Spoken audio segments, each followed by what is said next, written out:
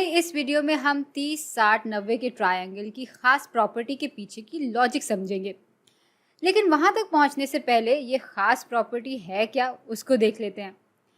इसको 30, 60, 90 का ट्रायंगल इसलिए कहते हैं क्योंकि इसमें एक एंगल 30 के बराबर होता है, एक 60 डिग्री के बराबर होता है और एक 90 डिग्री का एंगल होता है। अब प्रॉपर्टी ये है कि 90 डिग्री के दूसरी तरफ की लंबाई बराबर होती है एक्स के और 30 डिग्री के एंगल की दूसरी तरफ की लंबाई बराबर होती है x बटा 2 के, जबकि 60 डिग्री की दूसरी तरफ की लंबाई बराबर होती है 3 के स्क्वायर रूट ज़रब x बटा 2 के। चलें अब आते हैं इस प्रॉपर्टी को साबित करने पे, और इसके लिए हम एक इक्विलैटरल ट्रायंगल बना लेंगे। इसमें तीनों साइड्स एक बराबर होती हैं और तीनों वर्टिसेस के एंगल्स भी एक बराबर होते हैं। इसमें हर एंगल 60 डिग्री के बराबर होता है।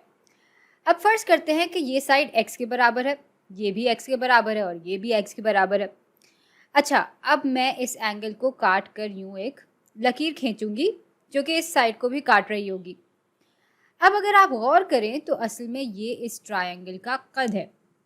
अच्छा, ये एंगल्स फिर 90 डिग्री और 90 डिग्री के होंगे और इस नुक्ते को अभी के लिए हम D का नाम दे देते हैं। अब मज़े की बात यह है कि इस ट्रायंगल का ये एंगल और इस ट्रायंगल का ये एंगल एक बराबर है।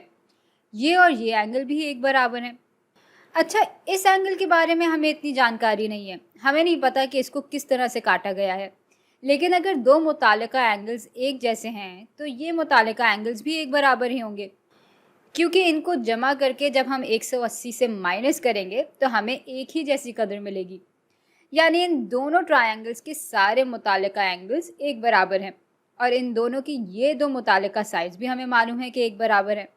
और इसलिए ए की प्रॉपर्टी के मुताबिक या एस की प्रॉपर्टी के मुताबिक या एस की प्रॉपर्टी के मुताबिक हम इस नतीजे तक पहुंच सकते हैं कि triangle A B D congruent है, यानी एक जैसा है ट्रायंगल सी बी डी के।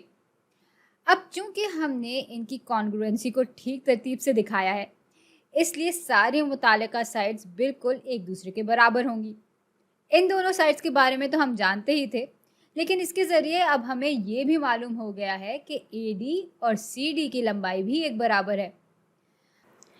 अच्छा, अब अगर ये पूरी लंबाई x के बराबर है तो ये साइड फिर x बटा 2 के बराबर होगी और ये भी x बटा 2 के बराबर होगी।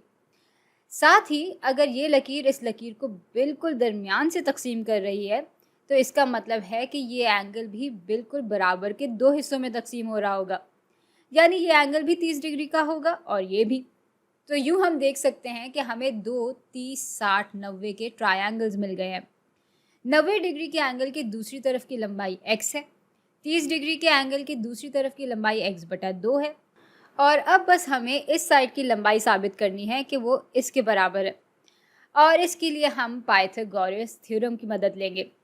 पाइथागोरस थ्योरम के मुताबिक राइट एंगल की दो छोटी साइड्स की स्क्वायर लेकर जब हम उनको आपस में जमा करते हैं तो हमें हाइपोटेन्यूज की लंबाई का स्क्वायर मिल जाता है। यहाँ और यहाँ दोनों ही ट्रायंगल्स का हाइपोटेन्यूज x के बराबर है, तो x बटा 2 के स्क्वायर को जब हम इस BD के स्क्वायर में जमा करेंगे तो हमें x का स्क्वायर मिल जाएगा। इसको हल करेंगे तो BD स्क्वायर जमा x स्क्वायर बटा 4 बराबर आ जाएगा x स्क्वायर के। BD स्क्वायर को अलग करने के लिए हमें x स्क्वायर बटा 4 को इक्वेशन के दोनों हिस्सों से माइनस करना होगा। यूँ BD स्क्वायर बराबर आ जाएगा x square minus x square बटा 4 के। अब इनको आपस में हल करने के लिए हमें इनके डिनोमिनेटर्स एक जैसे करने होंगे। ऐसा करने के लिए हम इसको 4 से ज़रब भी दे देंगे और 4 से इसको तकसीम भी कर देंगे। भाई ऐसा करने से इनके डिनोमिनेटर्स भी एक जैसे हो जाएंगे और इस फ्रैक्शन की कदर भी नहीं तब्दील हो रही होगी। अब जब हम इसको मज़ीद हल करेंगे तो BD स्क्वायर बराबर आ जाएगा 3x स्क्वायर बटा 4 के और BD की कदर जानने के लिए हम इक्वेशन के दोनों हिस्सों का प्रिंसिपल स्क्वायर रूट ले लेंगे।